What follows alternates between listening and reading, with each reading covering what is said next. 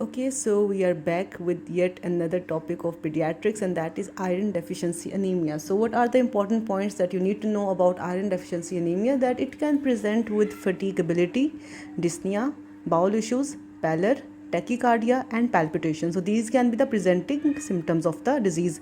Now, in order to investigate a case of iron deficiency anemia, the important tests that you need to run are CBC, which will show a decrease in hemoglobin and hematocrit.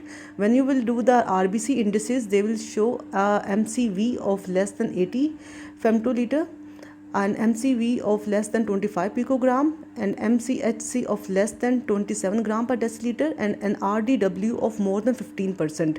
Now, MCV, this is MCH, kindly correct this, it is MCH. So MCV, MCH, MCHC, these can be reduced or abnormal in case of thalassemia as well. But the RDW, when it is more than 15%, this is specific for iron deficiency anemia. You need to keep this thing in mind.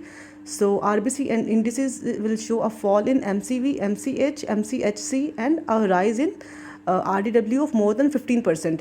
Now, the peripheral blood smear will show microcytic hypochromic cells, and they can also be in the form of ring or pessaries in severe cases, and reticulocyte count will be reduced in case of iron deficiency anemia. So these are the pictures on the peripheral blood, that HB and hematocrit will be reduced, RBC indices will be reduced, RDW will be raised, which is the red cell distribution width, and peripheral smear will show microcytic hypochromic cells, and reticulocyte count will be reduced.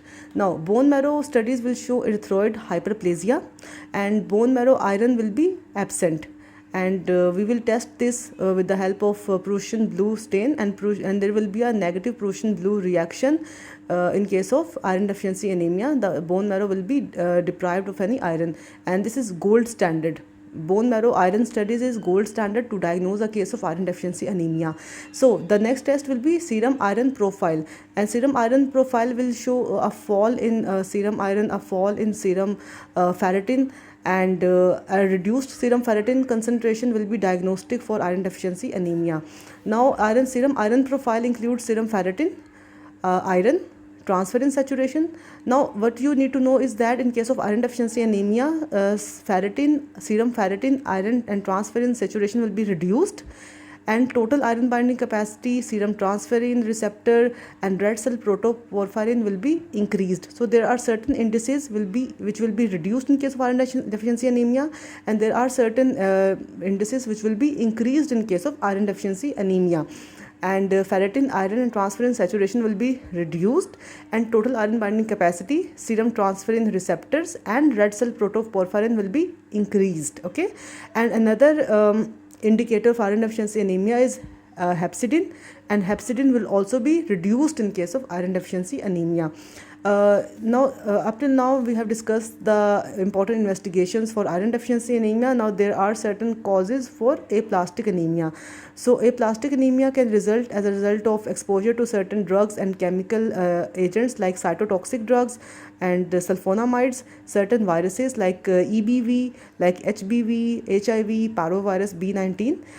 It can also occur as a result of pre-leukemia, radiation exposure, and thymoma. So, drugs, viruses, pre-leukemia, radiation exposure, and thymoma are some of the important causes of aplastic anemia. And once we can also revise the investigations for iron deficiency anemia, these include peripheral blood smear or peripheral blood studies, bone marrow studies, biochemical investigations. So these are the three categories in which we can divide the investigations for iron deficiency anemia. So this was all about it. Thank you so much for watching.